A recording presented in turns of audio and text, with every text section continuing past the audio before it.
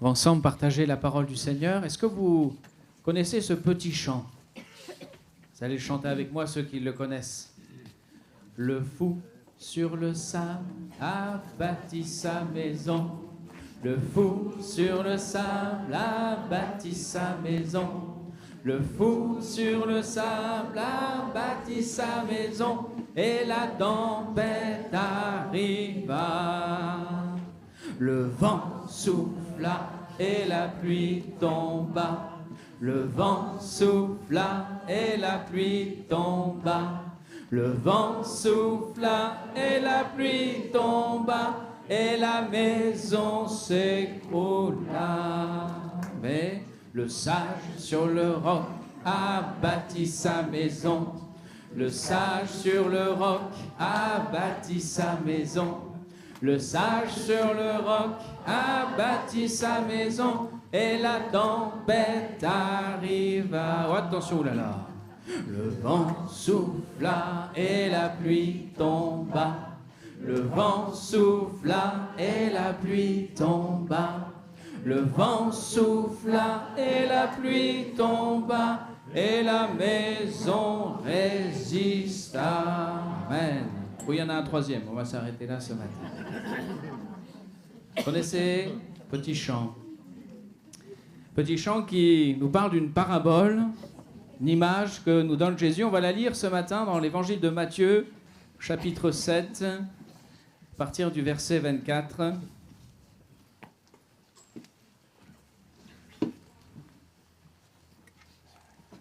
Matthieu, chapitre 7, verset 24. C'est pourquoi quiconque entend ces paroles que je dis et les met en pratique sera semblable à un homme prudent qui a bâti sa maison sur le roc. La pluie est tombée, les torrents sont venus, les vents ont soufflé et se sont jetés contre cette maison. Elle n'est point tombée parce qu'elle était fondée sur le roc.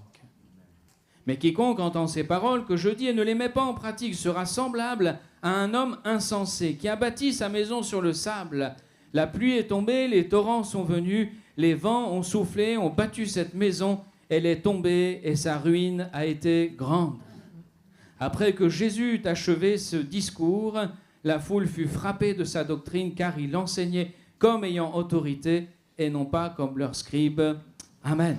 Vous connaissez très bien, pour la plupart d'entre vous, ce texte qui nous parle de ces deux types de construction, en tout cas avec deux sols différents et un raisonnement, une approche différente. Et souvent ce texte, nous l'utilisons, je dirais, plutôt dans le cadre de l'évangélisation, c'est-à-dire d'inviter chacun et chacune, et comme je le fais ce matin aussi, à toutes celles et ceux qui ne connaissent pas Jésus, à dire, eh bien, approchez-vous de Jésus, parce qu'en Jésus, nous pouvons bâtir quelque chose de solide. Amen. Mais cet enseignement, eh bien, est une conclusion, la conclusion de ce qu'on appelle le sermon sur la montagne qui commence en Matthieu chapitre 5 et qui finit au chapitre 7, donc ce que nous venons de lire. Et ce sermon sur la montagne s'adresse particulièrement aux disciples de Jésus. Premièrement, il s'adresse à celles et ceux qui ont cru, à celles et ceux qui ont donné leur vie à Christ, à celles et ceux qui, eh bien, ont voulu de Jésus dans leur vie et se sont dit « je veux marcher, je veux bâtir et construire ma vie avec lui ». Voilà donc qui pourrait paraître étrange que finalement le fou ou l'insensé interviennent dans cette parabole. Je crois que nous ne sommes pas des chrétiens fous ce matin, des gens qui croient qu'ils sont fous, mais par contre le terme insensé, eh bien, nous allons le voir, peut définir une manière de construire notre vie avec Jésus, comme eh bien, va l'être celle qui, du sage, de l'homme qui a du sens et qui vient poser, l'homme prudent, qui vient poser les fondations de son existence sur le rocher qu'est Christ. Cette maison dont il est question dans le texte fait référence à notre vie. Elle fait référence à, eh bien, je dirais, tout ce qui constitue notre vie. C'est notre vie personnelle. C'est notre vie de foyer, c'est notre famille, c'est notre travail, c'est tout ce qui fait partie de nous qui représente cette maison. Et ce que Jésus veut, c'est que nous bâtissions tout avec lui. Tout avec lui. Les moindres domaines de notre existence doivent être posés et fondés sur Christ le rocher. lorsque nous regardons à ce texte et au contexte que je viens de citer, il leur expose deux manières de construire, deux sols différents. Et la réflexion ce matin, c'est justement de dire, moi qui crois, comment je vais venir poser cette fondation de ma vie spirituelle sur Christ. Et peut-être que ce matin, tu vas te rendre compte que la manière dont tu as construit n'était pas la bonne. Et quand on ne construit pas de la bonne manière avec Jésus, eh bien forcément, derrière, il y a des conséquences.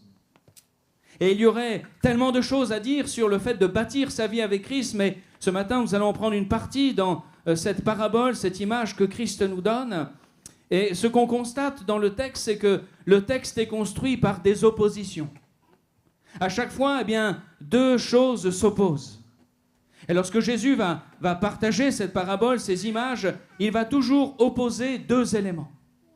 Vous avez tout d'abord deux types de personnages. Vous avez l'homme prudent et vous avez l'homme insensé.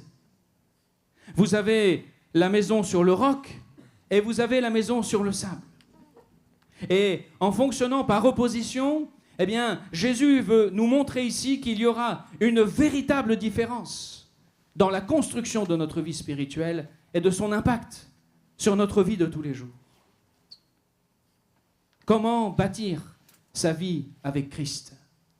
Je sais que vous le savez. Peut-être, et vous savez, quand on prêche, on n'invente rien de nouveau, hein. L'Ecclésiaste le dit, il n'y a rien de nouveau sous le soleil. Nous prêchons la même parole de Dieu depuis des milliers d'années maintenant, mais le message vient toujours toucher notre cœur et nous remettre constamment sur le chemin, la vérité et la vie. Dans ces deux oppositions, donc cette construction du texte qui se base sur ces oppositions, j'aimerais m'arrêter quelques instants sur d'abord le sol, parce que c'est là ce qui fait vraiment toute la différence. Et lorsque je lisais cette parabole, eh bien, quelque chose m'a interpellé et j'ai fait des recherches. Je ne suis pas du tout maçon et pas très bricoleur, ça vous le savez déjà. Mais j'ai regardé qui construit sa maison sur le sable. Eh bien, je vais faire une grande révélation. Personne ne s'aventure à construire une maison sur le sable. Tout du moins, pas les vrais professionnels qui connaissent le bâtiment et comment construire une maison. Qu'est-ce que Jésus veut donc nous dire au travers de ce texte? Parce que à la première lecture, ça paraît tellement évident. C'est trop évident. Voilà pourquoi il faut que, comme toujours avec la parole de Dieu, il faut comprendre quand Jésus parle de cette parabole, à qui il s'adresse et dans quel contexte il parle. Jésus est dans le contexte de la Palestine à cette époque. Il s'adresse à des gens qui vivent dans un contexte géographique. Je ne sais pas si tu peux afficher le PowerPoint. Je vais vous montrer des images pour comprendre de quoi Jésus parle quand il parle du sable. Nous avons une notion du sable, vous savez, on était à la mer, et le sable, et on le prend dans la main et on se dit effectivement, on ne peut rien construire là-dessus, c'est friable, c'est pas solide, voilà, et puis dès qu'il y a un coup de vent, il y a de l'eau. Mais en Palestine, il y a une particularité de deux types de terrain, et c'est ce que va employer Jésus. Vous avez donc un type de terrain qui s'appelait les wadis, les vadis, bon, suivant la prononciation, mais peu importe. En fait, ce terrain, c'est le lit de la rivière, mais qui peut être une majeure partie de l'année sec. C'est un ensemble bien sûr de sable, mais aussi de petits rochers, de roches, de cailloux, et ça donne l'impression, parce que c'est chauffé par le soleil, ça donne l'impression que c'est un terrain hyper solide. On peut marcher dessus facilement, on ne s'enfonce pas. Et là, donc, vous le voyez. Donc, c'est un terrain, ce lit de rivière peut être sec parfois pendant des années et des années. Et c'est un terrain où il serait extrêmement facile de construire, où c'est rapide de construire. Et on se dit finalement que, eh bien, peu importe ce qui va se passer, et c'est vrai qu'on est plutôt en période de sécheresse, maintenant il y a moins d'eau. Et comme je disais, pendant des années, ce terrain peut être sec. Oui, non, pardon, oui, voilà, bon. Je ne me suis pas rendu compte. Sauf dans le Gard et sauf cette année, puisqu'on est arrivé, visiblement, le Seigneur nous a fait un petit clin d'œil. On nous avait promis soleil et température, bon, voilà, nous en sommes là aujourd'hui. Mais dans le monde entier, On parle plutôt de réchauffement et de sécheresse. Vous êtes d'accord? On peut partir là-dessus? Hein? Et voilà, on est dans le contexte de la Palestine, d'accord? On n'est pas dans le Gard. Pas dans le Gard. Donc on se focalise sur le contexte local. Et donc ce terrain, je dirais quelqu'un qui n'est pas habitué ou expert pourrait très bien s'en servir pour construire. Seulement le risque c'est quoi? Et là on peut mettre la deuxième image. C'est qu'à un moment, peut-être des années plus tard, eh bien viennent les grandes pluies. Là on peut s'imaginer plus dans le Gard. Les grandes eaux.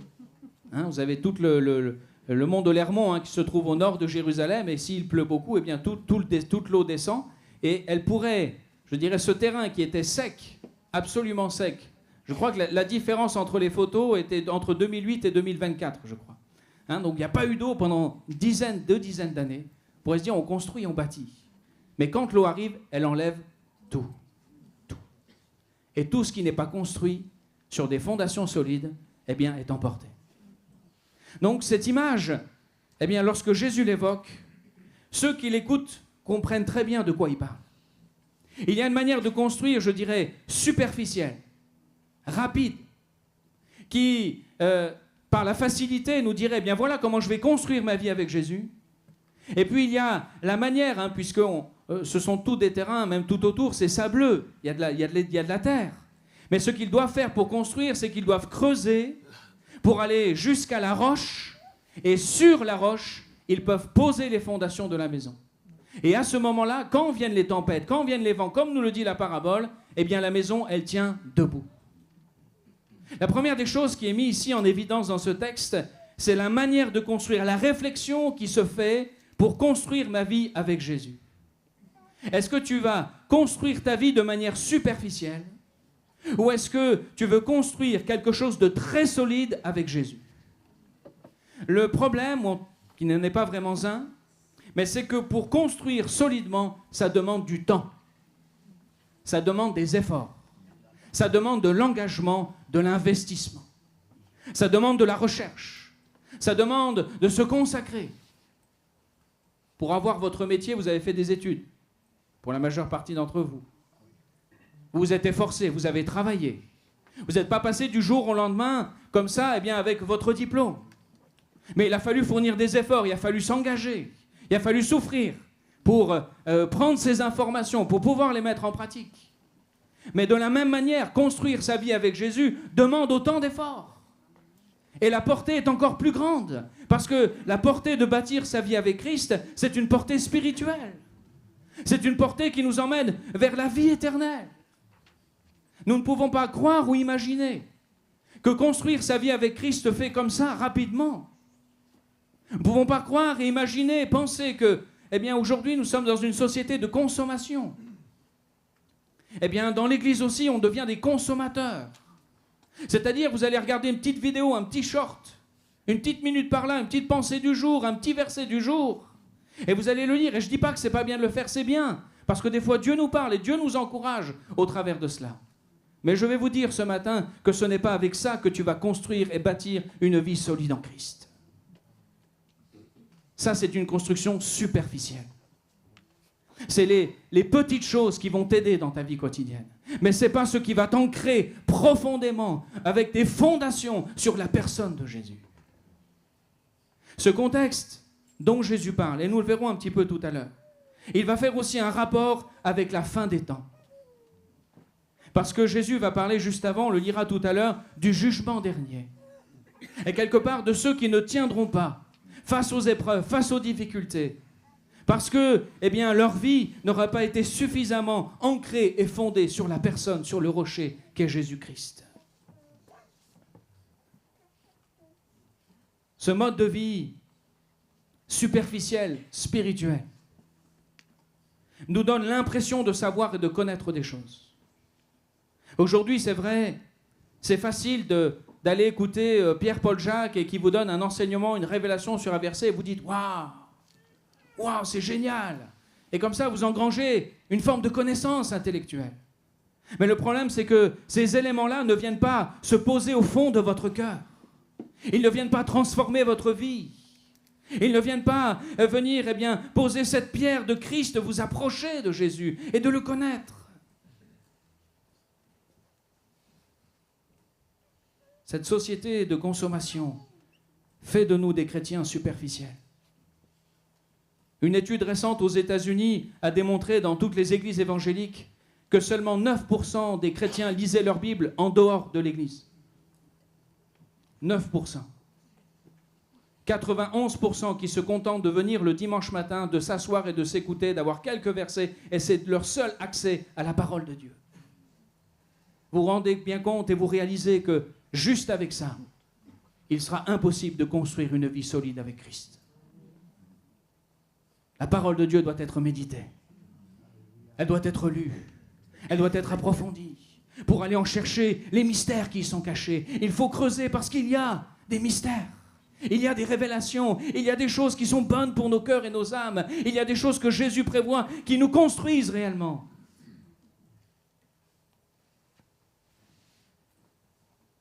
Mais avec tout ce qui est si rapide aujourd'hui, on a l'impression d'être spirituel. Mais finalement, quand on regarde notre vie, on se rend compte que ce n'est pas solide, ce n'est pas bâti, ce n'est pas construit, c'est tellement fragile. Il suffit d'une épreuve, il suffit d'une difficulté, il suffit d'un vent, d'une tempête. Et me voilà terrassé, découragé. Je ne dis pas que ça ne peut pas nous arriver, bien sûr, quand on est croyant. Certaines épreuves sont difficiles et nous terrassent. Oui. Mais il faut que notre vie soit basée, fondée sur la parole de Dieu. Nous l'avons chanté tout à l'heure. J'ai fouillé, creusé, cherché. Mais ça, mettez-le en pratique. Ce ne soit pas que des mots, des paroles.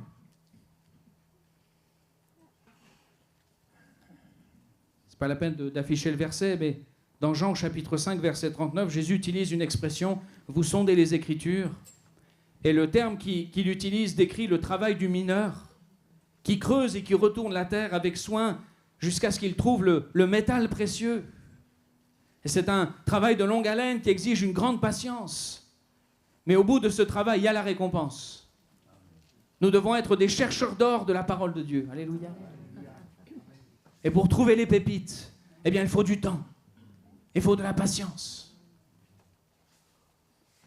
Ces choses-là ne peuvent pas nous être apportées par ce qui est spirituel. Aujourd'hui, beaucoup, nous nous servons de l'interprétation des autres. Nous écoutons l'interprétation des autres. Parce que nous écoutons des prédications, je ne dis pas que c'est mal. Mais le problème, c'est qu'il n'y a jamais quelque chose que toi, tu vas puiser et trouver dans la parole de Dieu. Il n'y a jamais ton trésor à toi que le Seigneur t'a révélé. Toujours, tu pioches ailleurs. Et le problème aujourd'hui, c'est que avec Internet, c'est bien, l'évangile est diffusé. Mais le problème, c'est que ce n'est pas que la vérité qui est diffusée. Et nous le verrons tout à l'heure. Et cela définit justement, je parlais de cette opposition des deux terrains, des deux types de personnes. Il y a l'homme prudent et il y a l'insensé. L'homme prudent, la Bible le définit, le terme grec le définit comme quelqu'un d'intelligent, de sage, quelqu'un qui est prudent, c'est-à-dire qui est attentif à ses intérêts, quelqu'un qui réfléchit à ce qui est juste, quelqu'un qui analyse, quelqu'un qui discerne. Le mot, la racine du mot définit l'organe du cœur. Et l'organe du cœur, dans la pensée hébraïque, c'est l'organe de décision. Ce n'est pas les sentiments, ce n'est pas cœur, je t'aime. C'est cœur, je décide. Et l'homme prudent, c'est celui qui décide. C'est un homme résolu. C'est une femme résolue à aller chercher Christ, à bâtir avec ce qui est bon. Ce mot définit la faculté de perception et de jugement qui est aujourd'hui plus qu'autrefois encore nécessaire, le discernement. L'insensé, dans sa description, parle d'une forme de folie, mais ce n'est pas la folie, ce n'est pas un malade mental. C'est une folie dans le sens de quelqu'un qui est influençable dans sa vie spirituelle. C'est quelqu'un qui recherche, qui a une aspiration pour tout ce qui est mystique, mystérieux. Tous ceux qui aiment les nouveautés, les choses cachées. Quelqu'un qui est conduit non pas par sa raison, mais quelqu'un qui est conduit par ses émotions, par ses sensations. Et donc forcément, ce qui le conduit à manquer de discernement et de stabilité. C'est quelqu'un qui est fortement influencé par, je dirais, cette notion de vision, de songe, de rêve, d'image. Et évidemment, on le comprend dans le texte, de choses qui ne sont pas inspirées par le Seigneur. Donc ces deux définitions définissent bien justement deux manières de construire, deux approches de la parole de Dieu. Soit une approche, et on va voir un petit peu, là on va y arriver, soit cette approche réfléchie, engagée, qui fouille, qui cherche, qui veut construire solidement, mais une personne qui vient plutôt chercher du sensationnel.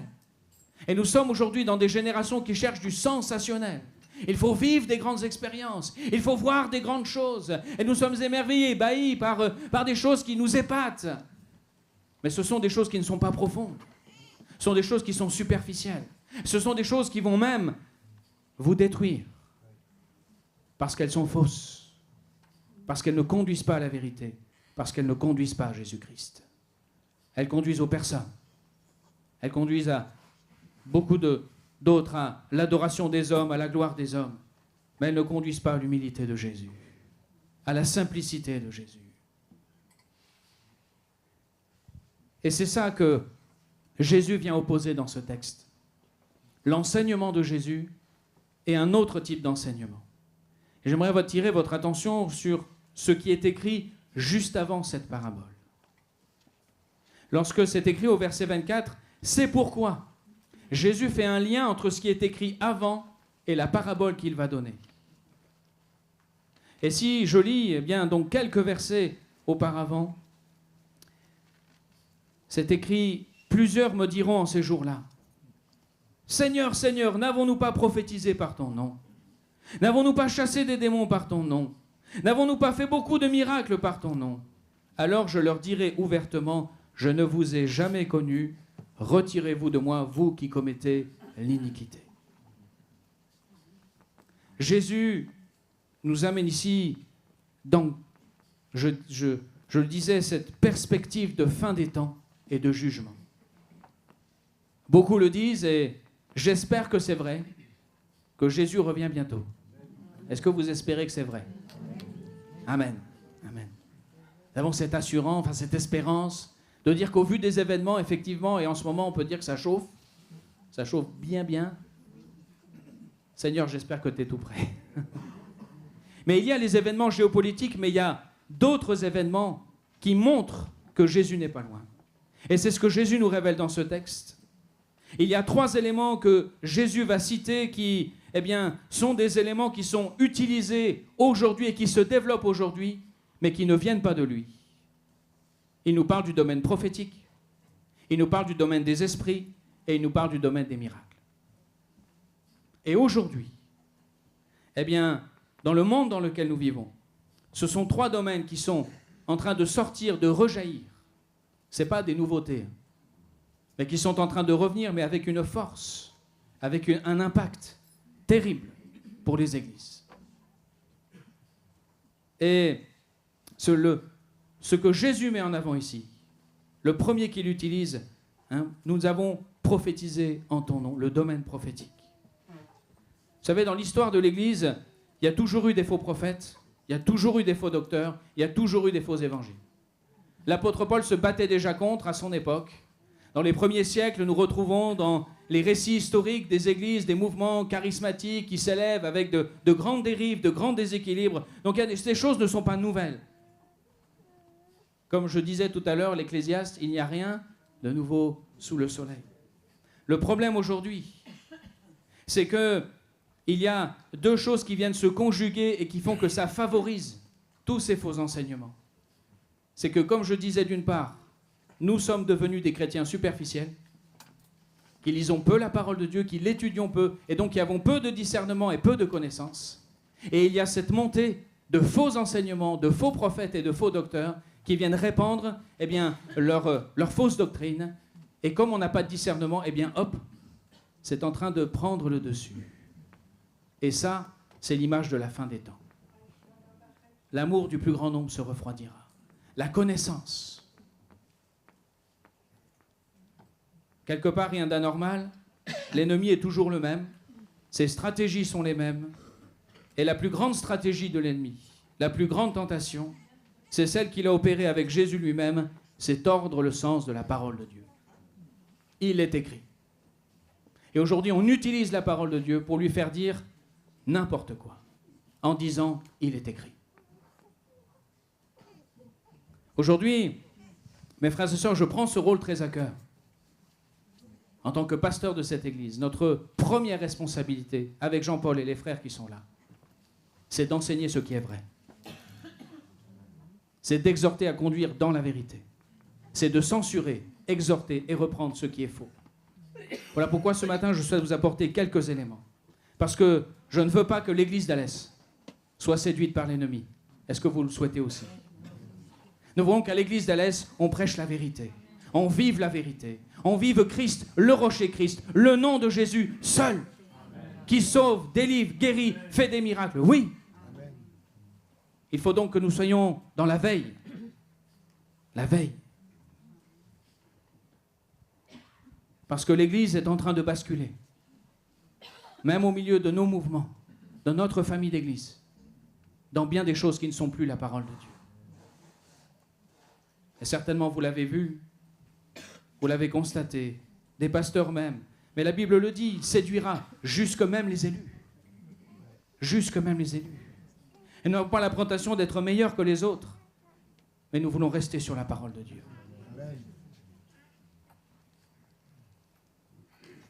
L'objectif ce matin n'est pas de dénoncer pour dénoncer ou de critiquer. Mais l'objectif ce matin, c'est que chacun et chacune ici dans ce lieu fonde sa vie sur Jésus-Christ, avec des fondements solides. Et que lorsque viennent les difficultés, tu seras solide. Tu tiendras. Parce que ta vie est avec Jésus. Amen.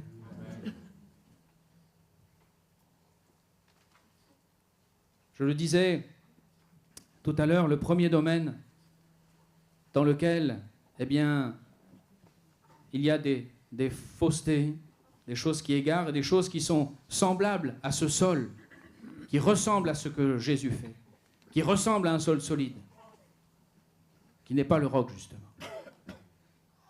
Ça ressemble à ce que fait Jésus, mais ce n'est pas Jésus. Et ce qui est formidable en étudiant cette parabole, et elle paraît tellement simple, mais passer des heures dessus, à chercher, fouiller. Il y a tellement de liens avec l'Ancien Testament, et je ne veux pas tout, bien sûr, vous partager ce matin. L'objectif, ce n'est pas d'être long, de vous donner quelques éléments. Mais Jésus avait une manière d'enseigner qui est tellement extraordinaire. Jésus n'utilise jamais aucune image pour rien. Jésus n'utilise aucun mot pour rien. Il est l'enseignant parfait. Et tout ce qu'il dit, toute image qu'il prend vient puiser dans la parole de Dieu quelque part, un enseignement, une richesse. Et lorsque Jésus va parler eh bien, de la pluie, des torrents et du vent, il ne va pas utiliser ces éléments comme ça. Mais il vient puiser, je vais vous prendre juste un texte dans l'Ancien Testament. Ne le prenez pas parce que je l'ai un peu recoupé pour garder les morceaux essentiels, puisqu'il est un peu long, c'est les prophéties d'Ézéchiel, donc des fois, voilà, c'est accroché. Mais écoutez les liens. Dis à ceux qui la couvrent de plâtre, il parle d'une construction qui est mal faite, qu'elle s'écroulera. Une pluie violente surviendra. Et vous, pierres de grêle, vous tomberez, la tempête éclatera. Et je vous dirai plus de mirailles. C'en est fait de ceux qui replâtraient. Des prophètes d'Israël qui prophétisent sur Jérusalem, qui ont sur elle des visions de paix, quand il n'y a point de paix, dit le Seigneur l'Éternel. Et toi, fils de l'homme, porte tes regards sur les filles de ton peuple, qui prophétisent selon leur propre cœur, et prophétisent contre elles. Vous me déshonorez auprès de mon peuple, pour des poignées d'orge et des morceaux de pain, en tuant des âmes qui ne doivent pas mourir, en faisant vivre des âmes qui ne doivent pas vivre, trompant ainsi mon peuple qui écoute le mensonge. Et vous saurez que je suis l'Éternel, parce que vous affligez le cœur du juste par des mensonges, quand moi-même je ne l'ai point attristé. Parce que vous fortifiez les mains du méchant pour l'empêcher de quitter sa mauvaise voie, pour le faire vivre. Vous n'aurez plus de vaines visions, vous ne prononcerez plus d'oracles. Je délivrerai de vos mains mon peuple, et vous saurez que je suis l'Éternel. Amen. Dans ce texte, Jésus, enfin pas Jésus, Ézéchiel, mais par la révélation bien sûr, Jésus vient réemployer ces images de la pluie, du torrent, de la tempête, pour balayer justement tout ce qui est faux prophète, fausse prophétie. Et de dire, vous êtes en train de détruire mon peuple, vous êtes en train de détruire des maisons, vous êtes en train de construire des choses qui ne sont pas solides. Aujourd'hui, on utilise des textes, des images de l'Ancien Testament pour venir justifier certaines positions, certains actes. Je vous cite des exemples, mais sans citer les personnes, peut-être certains les reconnaîtront si vous avez été confrontés à cela.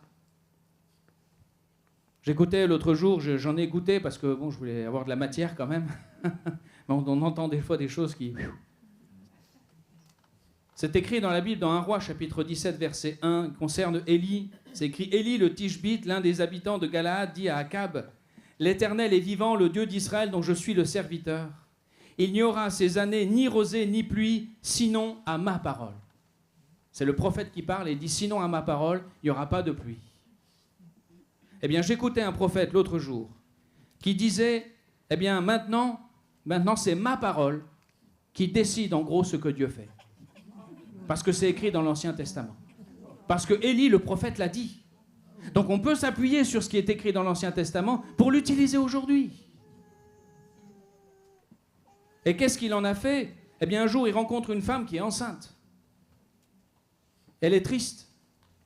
Et cette femme, alors c'est comme ça qu'il raconte, elle dit, je vois que la femme est triste, je lui dis, qu'est-ce qui ne va pas? Je sens que ton bébé ne te convient pas. Et effectivement, elle attendait une fille, elle voulait un garçon.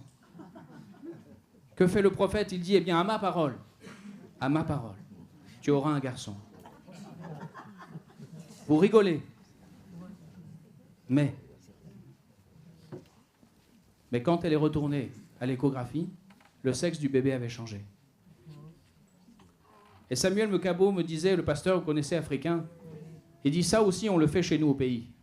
Mais ce n'est pas Dieu qui le fait, c'est la sorcellerie. Comme si s'imaginer que Dieu qui tisse dans le ventre de sa mère, c'est écrit que Dieu nous tisse dans le ventre de notre mère, dans le choix que Dieu fait, dans la création que Dieu fait, tout d'un coup un homme se lève et dit non, moi je vais décider autrement, c'est pas Dieu qui décide. C'est choquant. L'air de dire Dieu s'est trompé, mais heureusement le prophète est là. Ne soyez pas surpris, mes frères et sœurs, parce que ça, vous pouvez en entendre. N'y allez pas. Si je vous dis tout ça, ce n'est pas pour vous allier. C'est pour que vous réalisez qu'un jour, à vos oreilles, vous entendrez ces choses-là, ou vous les verrez sur Internet. Et le but, c'est que vous ayez le discernement nécessaire de dire ça, je reconnais que ce n'est pas Dieu. Ça, je reconnais, ce n'est pas le rocher Christ, c'est du sable. Et c'est en train d'être propagé dans des églises, des milliers de personnes.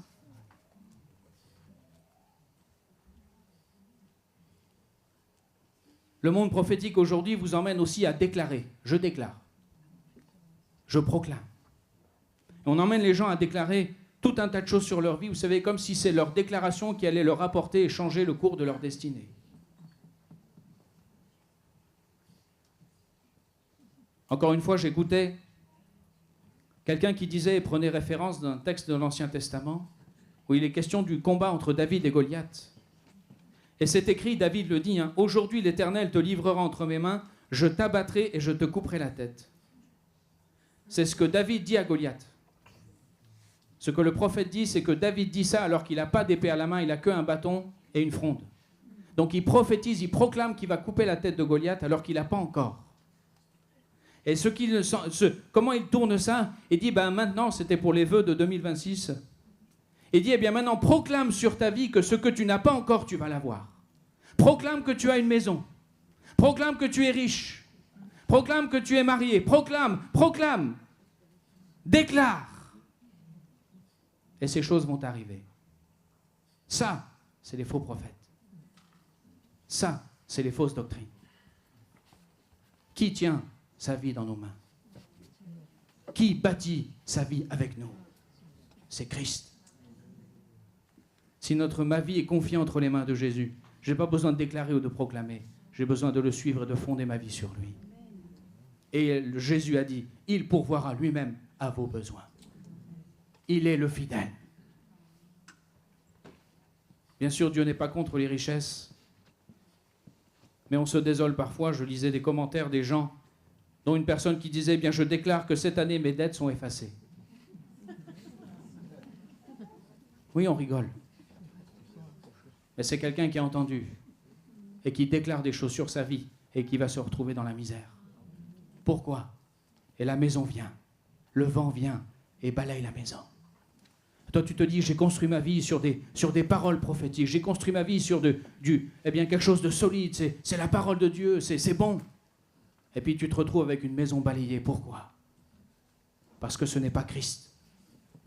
C'est le sable. C'est pas de fondation. L'attraction du mystère.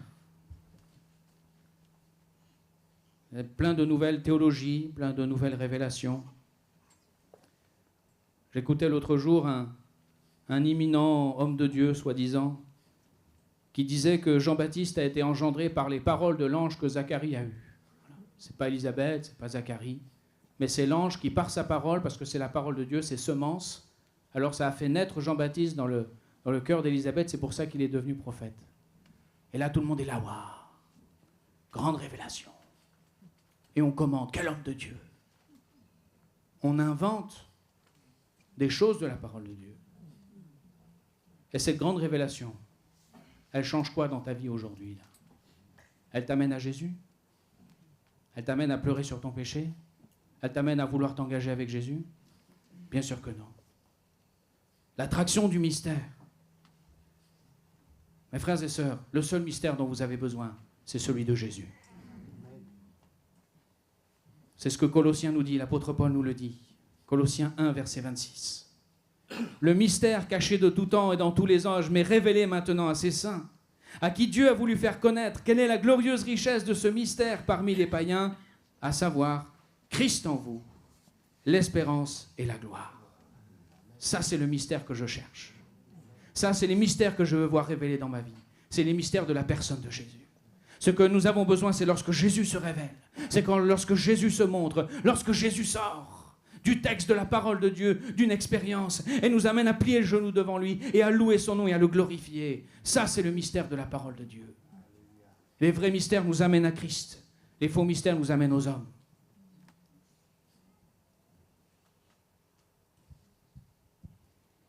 Encore tellement de choses à dire, je vais essayer d'écourter un peu. Simplement un indice. Jésus a dit un petit peu plus haut, vous relirez tout le sermon sur la montagne, mais quand il parle des faux prophètes, des faux docteurs, à quoi les reconnaîtrez-vous? Vous les reconnaîtrez à leurs fruits. Ben, je vais vous dire qu'il y a une manière très facile de reconnaître aujourd'hui ce qui n'est pas de Dieu. C'est lorsqu'est diffusé, et vous verrez, c'est systématique, que derrière tout ça, il y a une évangile de prospérité. Derrière tout ça, tout ce qui tourne, c'est l'argent. C'est l'offrande pour le prophète. On vient déposer des billets au pied du prophète pour qu'il prophétise sur votre vie, pour qu'il vous bénisse particulièrement. Les gens leur amènent leur bouteille d'huile, leur bouteille d'eau pour qu'ils les bénissent. Pourquoi? Tout ça, ramasser de l'argent. Quand vous voyez quelqu'un qui ramasse de l'argent, vous pouvez être tranquille. Que derrière, ce n'est pas Christ. La Bible nous dit, vous ne pouvez servir Dieu et maman. C'est clair. Ou il haïra l'un, ou il servira l'autre. L'évangile de prospérité va de pair avec toutes ces fausses doctrines. Et bien sûr, le domaine des esprits, on vous prêche, on passe leur temps à enseigner des choses sur la démonologie, vous expliquer comment ça marche et les noms, etc. Pas m'étaler sur ce domaine, je vais vous dire une chose. Lorsque Jésus vient dans un cœur et dans une vie, il délivre. Lorsque Jésus se manifeste, aucun démon, aucun ténèbre ne tient. Et il n'y a pas besoin de chercher à comprendre d'où ça vient. Il n'y a pas besoin de chercher des histoires compliquées. Il n'y a pas besoin d'aller chercher chez les ancêtres. Moi, je vais vous dire, et je l'ai vu, et je l'ai pratiqué, quand Jésus vient, il délivre. Quand Jésus vient, il libère les captifs. Quand Jésus vient, il guérit, il ne fait pas les choses à moitié. Ça, c'est notre Jésus. Ça, c'est le roc. C'est pas le sable. Sur qui ta vie est fondée? Sur Christ. Alors prononce le nom de Jésus. Le nom de Jésus est tout puissant. Il est le rocher. Tu n'as pas besoin d'aller chercher à droite, à gauche et à comprendre. Quand tu connais Christ, eh bien la vérité nous libère. Alléluia. Bien sûr, dans ce domaine des esprits, ils aiment beaucoup utiliser les anges. Voilà, il y en a un, c'est l'ange qui vous montre comment c'est chez vous et il vous décrit chez vous. La Bible nous dit, l'apôtre Paul nous parle. Il dit quand même un ange du ciel annoncerait un autre évangile que celui que nous avons prêché, qu'il soit anathème. Si quelqu'un annonce un autre évangile que celui que vous avez reçu, qu'il soit anathème. Et maintenant, est-ce la faveur des hommes que je désire ou celle de Dieu? Est-ce que je cherche à plaire aux hommes? Si je plaisais encore aux hommes, je ne serais pas serviteur de Christ. On utilise les anges, on enseigne sur les anges, et puis on en fait tout un pataquès. On n'a pas à s'occuper des anges. Le seul dont on a à s'occuper, c'est de Christ. Amen. Ils sont au service de Christ. C'est tout. Que dire des miracles et des prodiges? La Bible nous dit, il s'élèvera de faux Christ et de faux prophètes, ils feront de grands prodiges et de grands miracles, au point de séduire, même s'il est possible, les élus. Les miracles qu'on vous montre aujourd'hui, ce sont des gens qui sont capables de faire tomber des foules, faire tomber des gens, et on vous dit, waouh, c'est Dieu. Je donnerai juste ce témoignage d'un frère qui était invité dans une église et il prêche, et quand, au moment de l'appel, il commence à prêcher, et puis il voit les gens qui tombent. Il monte sur l'estrade, il dit, vous faites quoi là? J'ai arrêté, Dieu n'est pas venu faire tomber, Dieu est venu relever. Amen. Jésus n'est pas celui qui fait tomber, Jésus est celui qui relève. Alléluia. Ça, c'est Christ. Christ nous relève quand nous sommes abattus. Christ nous relève lorsque nous sommes par terre, et il nous restaure. Pas là pour faire tomber personne. J'en arrive à la conclusion. Beaucoup de choses à dire, mais on le développera. Pour ceux qui suivent les mardis ou les jeudis dans les réunions de maison, on fait une étude sur tout ce sermon sur la montagne, on reviendra. Mais je vous lis un dernier texte qui est très parlant, que l'on trouve dans l'Apocalypse. Apocalypse chapitre 12, verset 17. C'est écrit, parle de la fin des temps. Et Dieu, le dragon, fut irrité contre la femme, il s'en alla faire la guerre au reste de sa postérité, à ceux qui gardent les commandements de Dieu et qui ont le témoignage de Jésus, et il se tint sur le sable de la mer. Il se tint sur le sable de la mer. La bête qui détruit les chrétiens, la bête qui détruit ceux qui appartiennent à Christ, la bête qui cherche à détruire la postérité, où est-ce qu'elle se tient?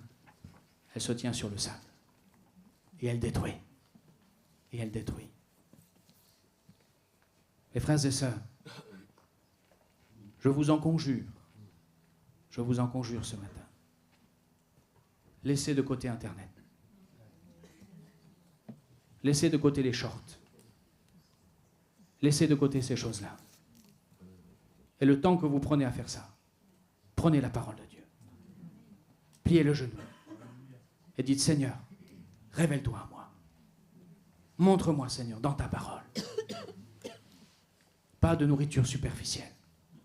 Si tu veux que ta vie soit solide, si tu veux que ta vie soit bien ancrée, peut-être jusqu'à aujourd'hui, tu as construit ta vie avec toutes sortes de faux enseignements, de faux prophètes, faux docteurs, faux prophétesses. Arrête avec ces choses-là. Dis maintenant, la seule chose que je veux, c'est Christ. C'est le rocher. Je sais qu'on dit toujours qu'on n'a pas le temps. Faites votre emploi du temps, faites votre agenda et regardez. Si vous enlevez certaines choses, vous allez voir que vous avez du temps. Pour le Seigneur. Pour puiser, creuser. Amen. Désolé, j'étais un peu long ce matin. Mais mon désir, c'est que tous, autant que nous soyons, nous ayons une vie solide en Jésus-Christ. Et je le répète encore. Que dans les temps qui viennent difficiles, que nous puissions tenir ferme. Parce que Jésus est le rocher de notre vie. Si vous avez été séduit, demandez pardon au Seigneur. Et laissez de côté ces choses-là. Revenez à la simplicité de la parole de Dieu. Elle va vous éclairer, elle va vous encourager, elle va vous construire vous, elle va construire aussi votre famille. Elle va construire tout ce qui est autour de vous. Et elle fera de vous de véritables disciples. Parce que c'est la volonté du Maître. Amen. On prie le Seigneur. Demandez au groupe de louanges de venir. Samuel va nous conduire dans un chant. Seigneur, nous avons ouvert ta parole ce matin. Cette parole qui nous met en garde. Cette parole qui ne veut pas que nous soyons happés. Cette parole qui ne veut pas que nous soyons, comme nous dit le texte aux Éphésiens, emportés à tout vent de doctrine flottant. mais que tu veux que nous soyons solides avec toi, Jésus. Nous voulons creuser et bâtir sur le roc qui est Christ. Nous voulons, Seigneur, peut-être retrouver ce matin l'amour pour ta parole. Je prie pour ce matin celles et ceux qui ont du mal à lire la Bible, de la comprendre. Je prie, Seigneur, qu'ils retrouvent cet amour de ta parole. Le zèle et le feu qui nous émerveillent de ces textes, de cette vérité, de ces vérités qui sont là écrites pour bâtir notre vie. Celles et ceux qui se sont fait avoir et séduire par de faux enseignements, ce matin, eh bien, tu les libères, tu les affranchis, afin qu'ils retrouvent une construction solide et ferme, non seulement eux, mais leur foyer, leur famille, sur la personne de Jésus-Christ. Parce que tu es le rocher, Seigneur. Tu es solide. Et la Bible nous dit que celui qui est bâti sur toi ne sera pas confus. Il ne chancellera pas. Parce que tu es le Maître. Tu es notre Sauveur. Donne-nous de te suivre toi, Seigneur. Uniquement toi. Accorde à ton Église le discernement des esprits. Accorde à ton Église le discernement de ce qui est faux, Seigneur. Afin que nous ne soyons pas emportés, que nous te soyons fidèles et que nous vivions des vraies expériences avec toi, Jésus. Au nom de Jésus, nous avons prié. Amen. Amen.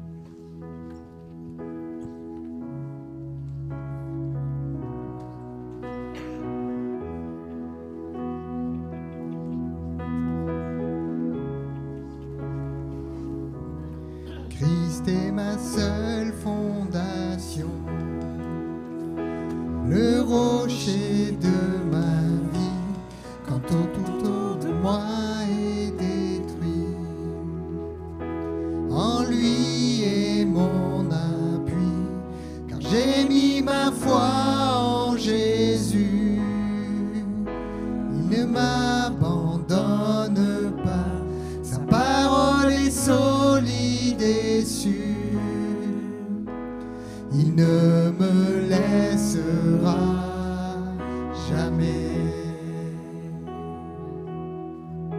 jamais. J'ai sa joie dans le chaos, j'ai sa paix qui me soutient.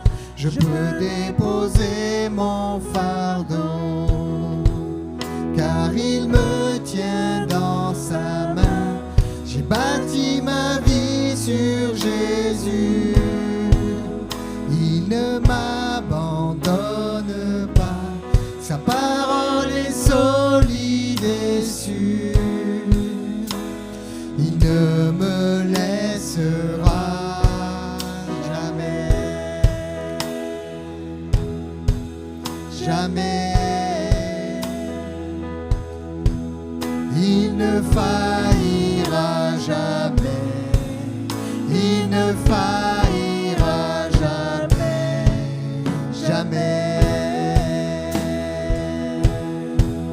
jamais. Il ne faillira jamais, il ne faillira jamais, jamais. On reprend Christ est ma seule fondation. Christ est ma seule fondation, le rocher de ma vie, quand tout autour de moi est détruit. En lui est mon appui, car j'ai mis ma foi en Jésus. Il ne m'abandonne pas, sa parole est solide et sûre.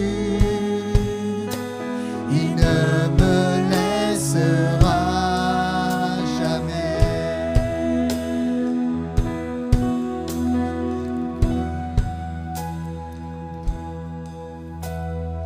Le vent, la pluie déferlent sur ma vie, mais j'ai bâti ma maison sur Jésus-Christ. Le vent, la pluie déferlent sur ma vie. Proclame-le ce matin. Mais j'ai bâti